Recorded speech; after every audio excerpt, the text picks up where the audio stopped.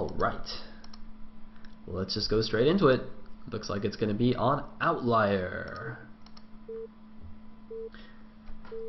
One thing I forgot to mention, by the way, was that since Electric Circuit was the map number 1. Whoa! That's not really a mistake. That's just stupid pathing on this map, by the way.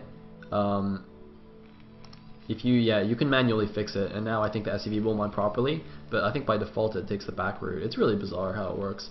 Anyway, Skyline will be the brown Terran here at the 12, and his opponent will be another Zerg, LRM Pike, as the yellow Zerg at the bottom left. Alright, so let me take care of that. LRM Pike.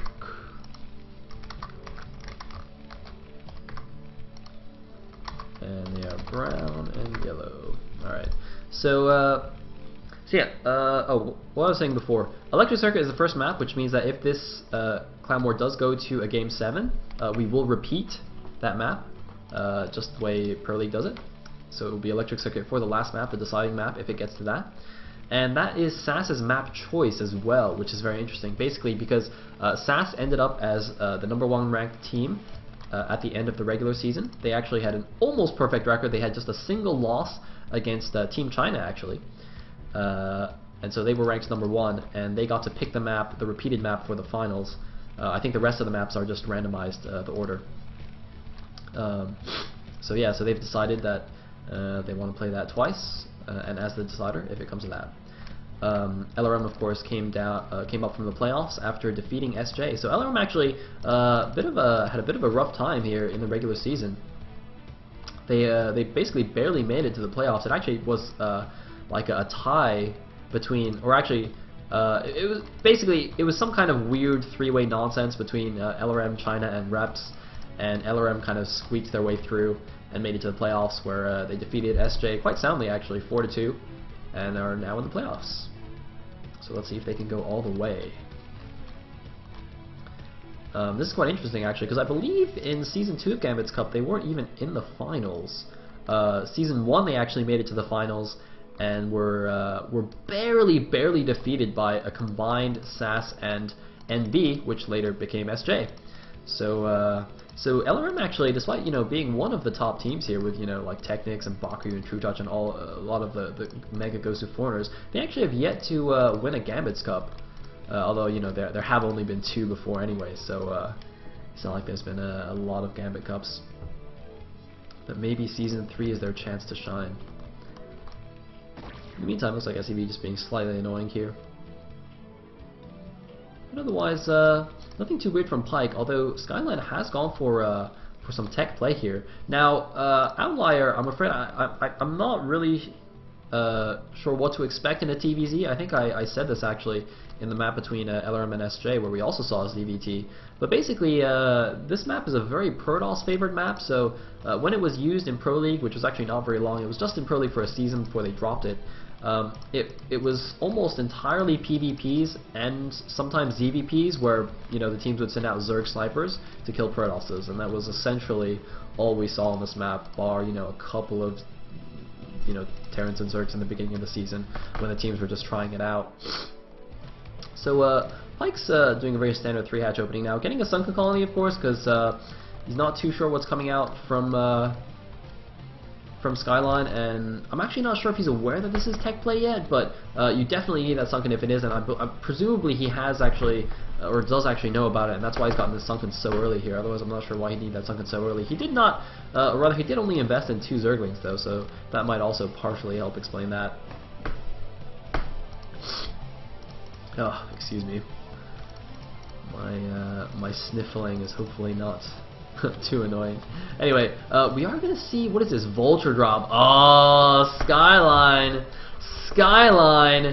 pulling the sneak, pulling the fantasy. He's gonna go Wraith, and then he's gonna get a control tower and get a dropship and go for a Vulture drop. So this Wraith actually, if he can come over here and clear out both of these Overlords, he'll actually deny all the vision of this path from Pike. Although Pike, seeing that first Wraith, will probably kind of prepare himself for a drop.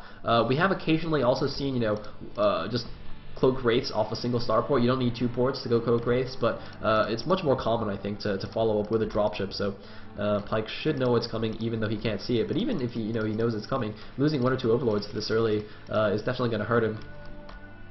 And I'm not sure what he's going to have to deal with those vultures. Although luckily for him, he's already got the den. He's actually already getting Hydralisk speed here, so he definitely knows something up now. Or obviously now he's seen the wraith with his overlord, so I guess that's why he's gotten his Hydra speed. So now he kind of knows roughly what's going on here. It looks like Skyline is going to expand behind it, actually laying some mines first right outside Pyke's natural. So this will actually defend him from counterattack, of course, because when you go for this kind of fancy tech play, you go for a fast starport, you're doing a vulture drop, you are looks like 2 kills on this wraith. That's 2 overlords. Not going to be able to get that third, I don't think. But yeah, basically you don't really have any ground units to defend. I mean, his army is basically 1 marine, 1 wraith, and a couple of vultures, right? So these mines are actually needed to make sure Pyke just doesn't walk over to the Terran base and kill him with Hydralisks. Meanwhile, looks like Wraith continuing to do some damage. Where's the dropship? Is there no dropship? Okay, there's the dropship. It's a little bit late. Cloaking on the way as well, so actually going to also get follow up with more cloak wraiths. He might just make 1 dropship and then go back to making wraiths. And is he actually going to get another overlord kill? Wait, is Pyke really just trying to defend with a single Hydralisk? Oh my goodness, he might actually lose a lot of overlord because of that. Oh, looks like Skyline does the micro and takes it out. 3 overlord kills.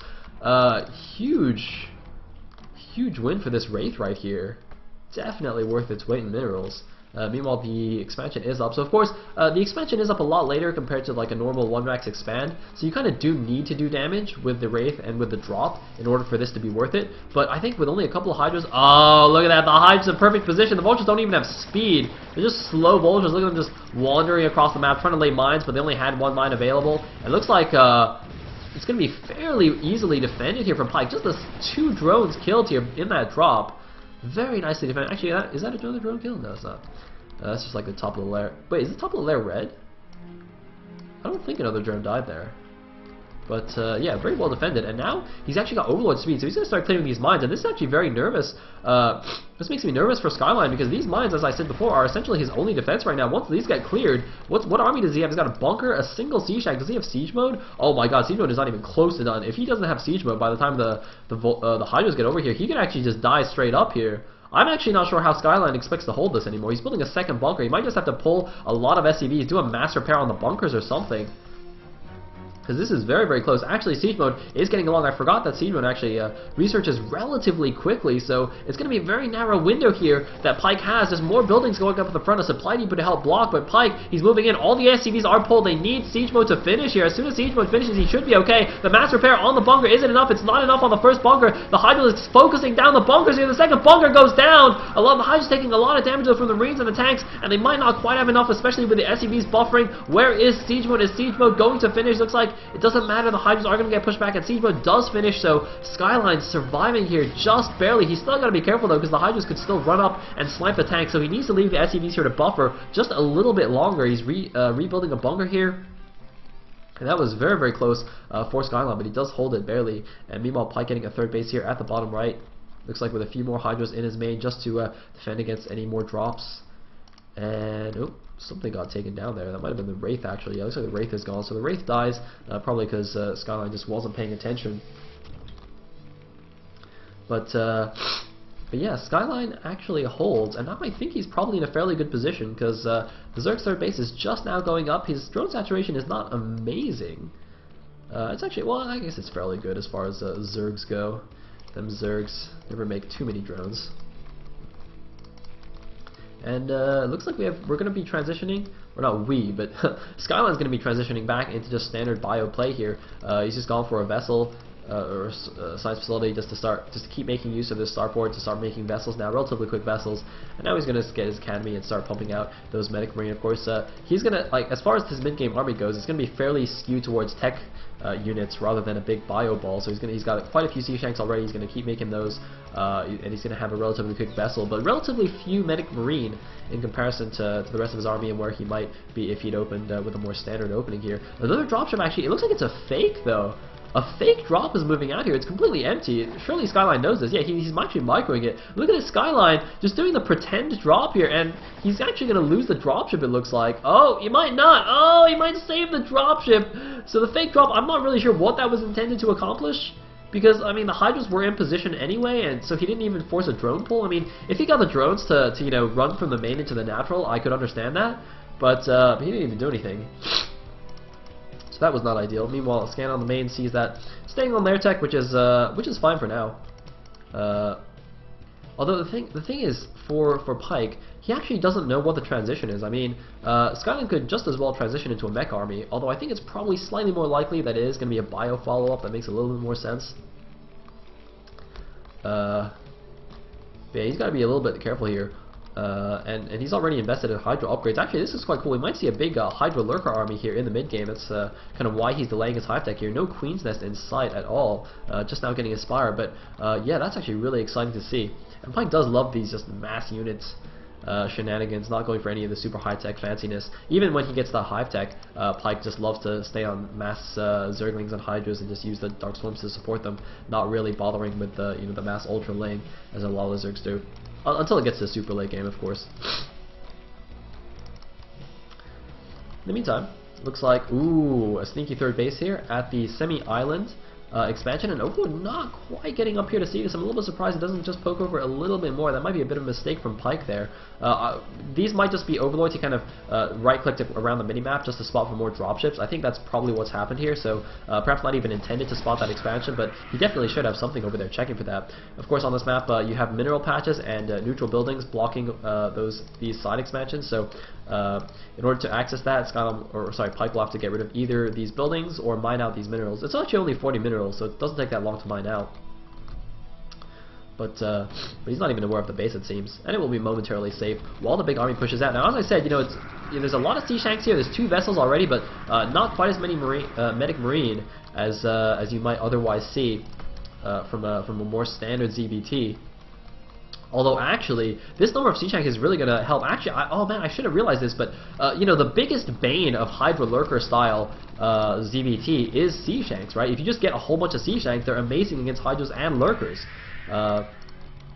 So I'm not actually sure how well this is going to work for Pike, but he has split up his army. He's getting ready for a huge flank here. He's got a ton of units ready. Oh my god, he's got so many units, and Skyline is not sieged up yet. Oh man. He's got to not be too aggressive with these tanks. He's trying to just push these Lurkers back unsieged. But here we go. The units are coming in, and the units coming in from the flank. Where are the units in the flank? Oh my god, the flank units are not quite in position, so the front of the army actually gets crushed first. Are the tanks going to even siege up? They need to siege up or something. They need to get into a better position, but the flank was poorly executed by Pike. His timing was completely off, and now I think that's going to cost him dearly. Now the army is running up in the front, but there's nothing in behind, and the tanks are all sieged up. Oh my god, Pike's army gets absolutely devastated by Skyline here, not even close.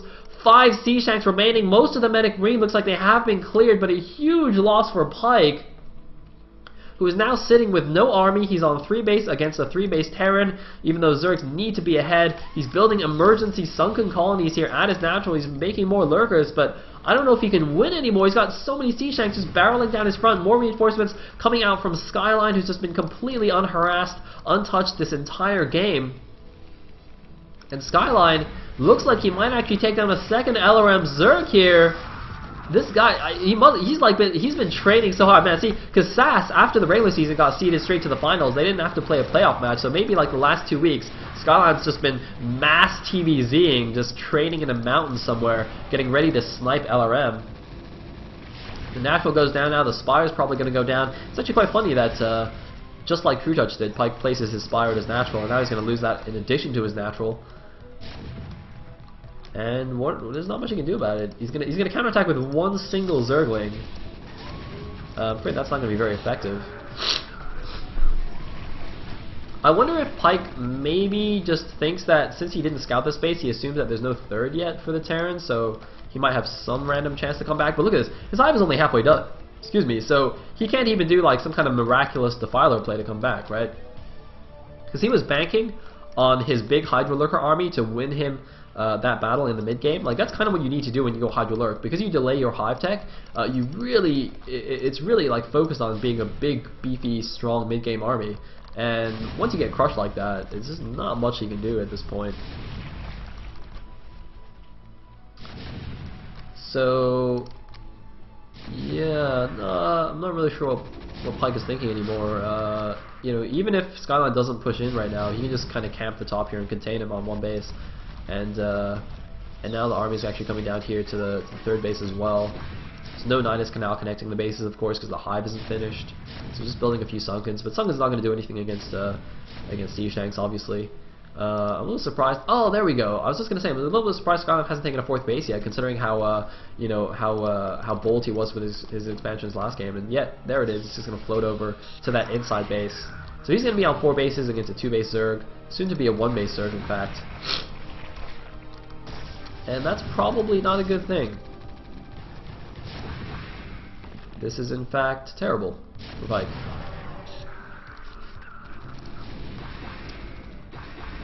So Pike actually surprisingly got more supply than you'd think. He's at 75 supply, but Skyline's at 160. So yeah, you guys can figure that one out for yourselves. And is this going to be the last attack? The last hurrah! Yeah, D-Matrix. Oh man, there's 3 more tanks in the back. I didn't even see those. Oh wow. Oh, he might get the Marines at least? Nah. Nah. Go forth, my lurkers! Kill them all!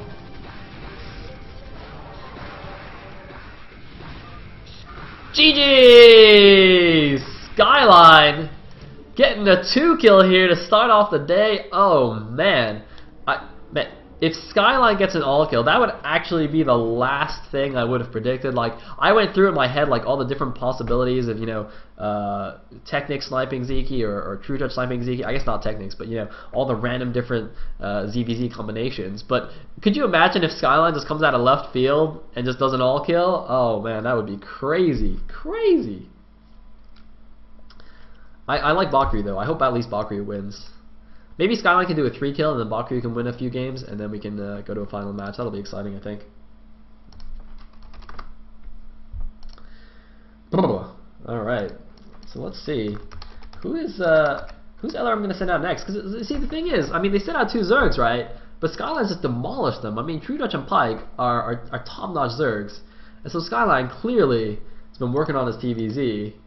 But LRM like only has Zerg, so it's not even like, you know, you can do some strategizing. You know, like if this was Pro League, you know, you'd be, you know, the coach would be like, oh, you know, maybe I should snipe him with a different race. Maybe, you know, TVT is his weakness. I don't think TVT. I think Skyline's actually his best matchup is TVT or something like that, because he was like toe to toe with Project, who was like amazing.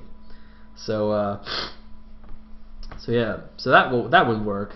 PVT'd probably work because, you know, Protoss is pretty good in that matchup, but I don't know who's Protoss on LRM. I mean, Dragon plays PVZ. Does he play PVT? Dragon might play PVT, actually.